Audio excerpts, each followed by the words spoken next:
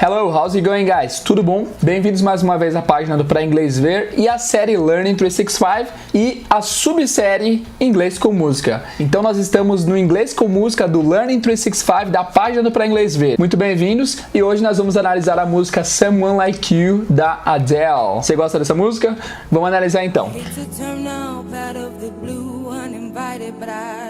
Couldn't stay away, I couldn't fight it. I had hoped you'd see my face and that you'd be reminded that for me it isn't over. Never mind, I'll find someone like you. I wish nothing but the best for you too. Muito legal, né? Mas então, antes de analisar essa parte especificadamente, eu gostaria de analisar a primeira linha da música, porque tem uma palavra bem legal lá, que é a palavra settle down. Ouve aí. I heard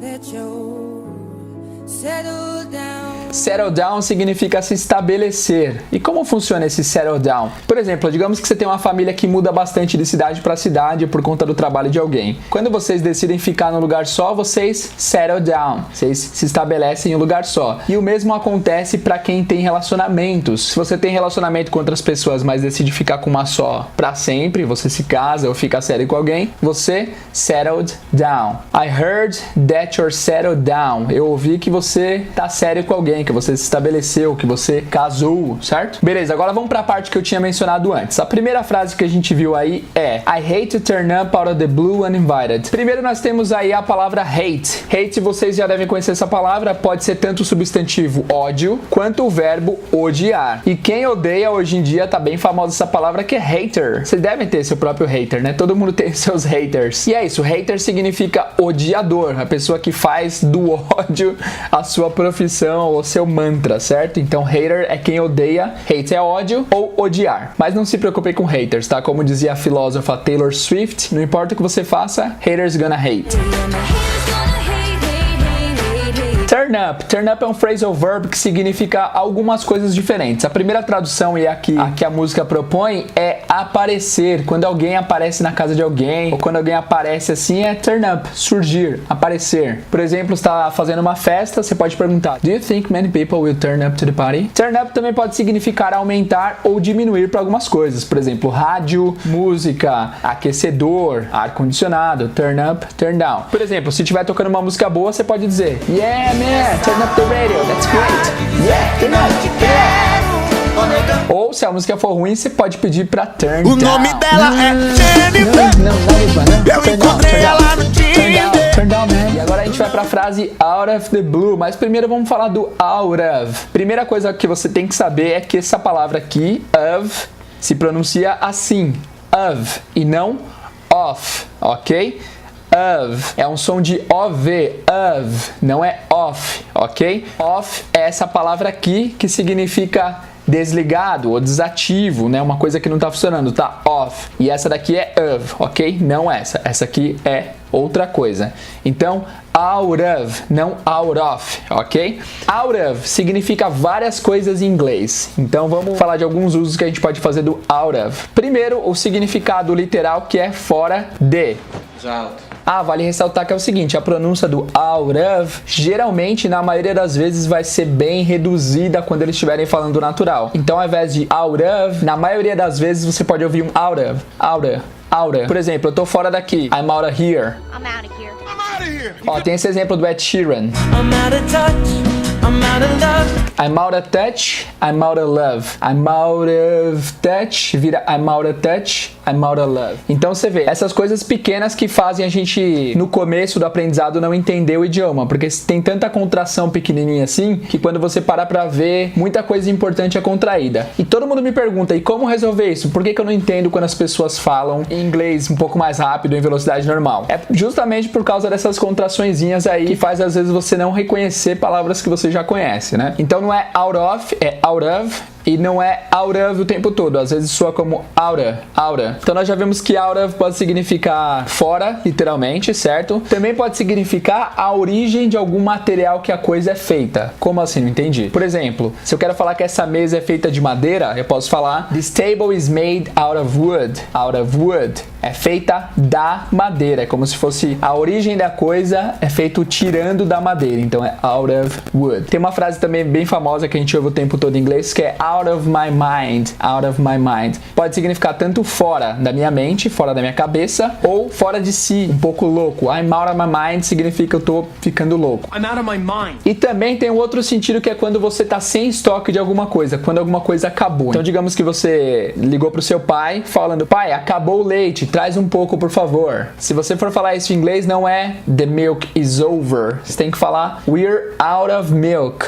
We are out of milk. Nós estamos fora do leite, ou nós estamos sem leite. Por isso que quando o elevador tá quebrado, muitas vezes a gente vai ver out of order, tá fora de serviço, não tá funcionando. Então basicamente é isso, out of é bem versátil, fica atento aí na pronúncia e também nas possíveis traduções. Agora vamos juntar o out of com the blue, out of the blue. Essa é uma frase extremamente famosa e que eu adoro, é uma das minhas expressões idiomáticas favoritas, e a gente já até fez um episódio falando sobre out of the blue, de tanto que eu gosto dessa expressão. Out of the blue literalmente significa fora do azul, mas na prática significa fora do esperado, do nada, de repente. Por exemplo, one day out of the blue she left the company. One day out of the blue she left the company. Um dia do nada ela saiu da empresa. Was so out of the blue. This is not out of the blue. A próxima palavra é uninvited. Invited é convidado, convidada. Uninvited é o oposto, é não convidada. Esse prefixo un, o n, é um prefixo bem recorrente em inglês. Tem várias palavras que usam esse prefixo. Por exemplo, unable, unhappy, unusual. Sempre que tiver esse un, vai basicamente negar o que está sendo dito depois dele em uma palavra em inglês. Então, invited, uninvited.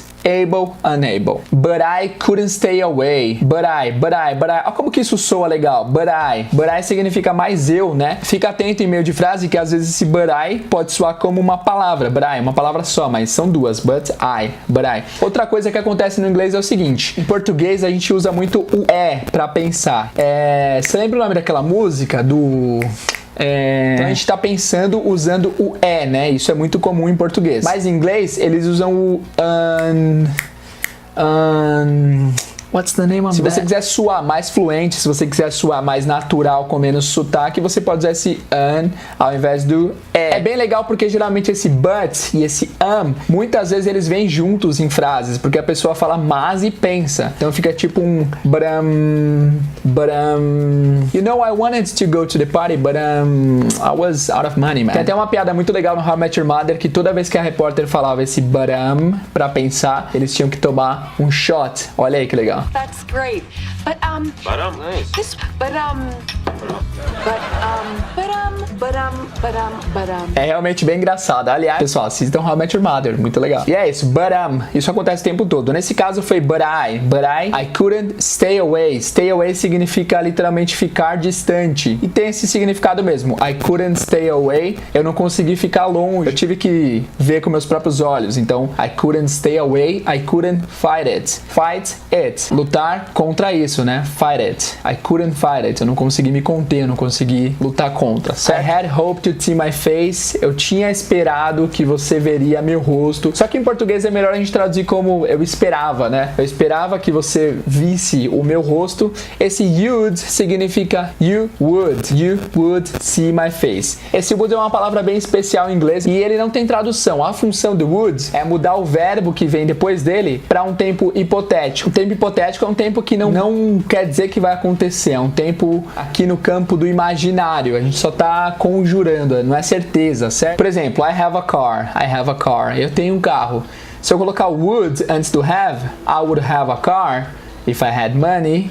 I would have a car if I had money. Se eu tivesse um carro. Então o verbo ter passou para o tempo hipotético de tivesse. Ou pode ser teria. I would have more money if I didn't spend so much. Eu teria mais dinheiro se eu não gastasse tanto. Então esse would sempre leva o verbo que vem depois dele para esse tempo hipotético, certo? You'd see my face. Você veria meu rosto. Face, rosto. Cuidado com essa pronúncia da palavra face. Não é face. Face seria se terminasse com Y, tá? Sempre que uma palavra termina com E, sempre que uma palavra termina com E em inglês, ela não é pronunciada simplesmente. Por exemplo, face, cake, make. Sempre é o penúltimo som, você reparou? O E nunca é pronunciado. And then you'd be reminded. Você seria lembrado. Aqui vale ressaltar a diferença entre remind e remember. Os dois significam lembrar, relembrar, né? Mas você só pode remind someone. Você só pode relembrar alguém. Por exemplo, can you remind me to pay my bills? Can you remind me to wash my car? Can you remind me to call my mom? Pode me lembrar de ligar para minha mãe. Então, sempre que a gente usar o remind, vai ter que ter um objeto. Remind me, remind you, remind her, certo?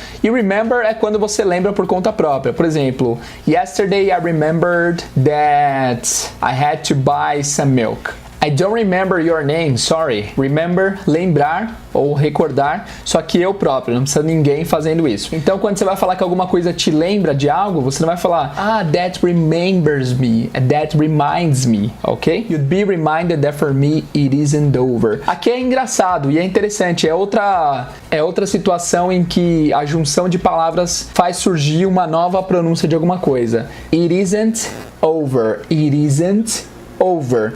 Só que na pronúncia você pode reparar que ela fala it isn't over. It isn't over. Dover, ó que loucura, tem um som de do, tem um som de D-O, Dover. It isn't over. Por que, teacher? Não tem explicação. A contração fez com que isso soasse como um D. Na verdade é um T, né? It isn't over. It isn't over. It isn't over. Vamos lá, a próxima palavra é never mind. Never mind. Never mind significa deixa pra lá. Esquece, deixa pra lá. Não, never mind. I'll find someone like you. I'll find. Find. Tem uma certa confusão entre palavras para procurar e encontrar, né? Find significa mais encontrar, achar alguma coisa, certo? E procurar, você pode usar tanto search, quando você vai fazer uma pesquisa para procurar alguma coisa. Você pode usar o look for, quando você for procurar alguma coisa específica. Excuse me, I'm looking for a pair of gloves. E você também pode, quando você vai procurar no dicionário ou em algum lugar, você pode look up também, certo? Search, look for, look up. Mas find é mais encontrar. E é interessante que no filme Procurando Nemo, que a gente usa procurando, eles usam Finding Nemo, encontrando Nemo. Então é bem mais legal nessa versão, né? Porque na versão em inglês eles já disseram que o Nemo foi encontrado, encontrando o Nemo. No nosso caso a gente procurou o Nemo, a gente não sabia se achar, né? Bem mais legal.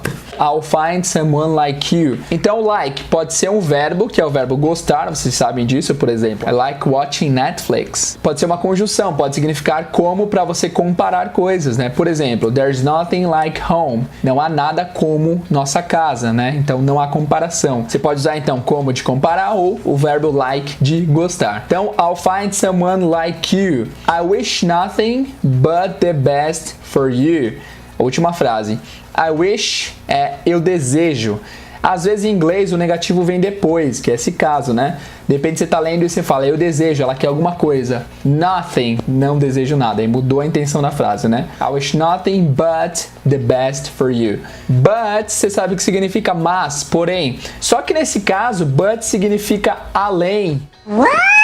Pois é, nothing but é nada além. Nothing but. Essa aí é legal, né? Não sei se muitas pessoas sabem dessa informação. But não é sempre mas. Bom, pessoal, é isso. Terminamos esse trecho da música. Analisar músicas é bem legal, porque frases pequenas podem tirar bastante lições aí do inglês, certo? E aí, vocês estão gostando dessa série aqui, Inglês com Música? Se vocês estão gostando, faz o seguinte. Se você aprendeu alguma coisa valiosa, curte o vídeo aqui e comenta. Eu não sabia tal coisa, eu aprendi tal coisa. Se você não gostou do vídeo, volta aí que todos os dias tem vídeo aqui na página. Se você gostou demais, dá uma força pra gente, dá um print aqui na página, posta no seu stories, fala que você tá gostando do conteúdo pra ajudar a página aqui a alcançar mais pessoas e crescer, beleza? Muito obrigado pela atenção de vocês and see you guys tomorrow. Bye bye!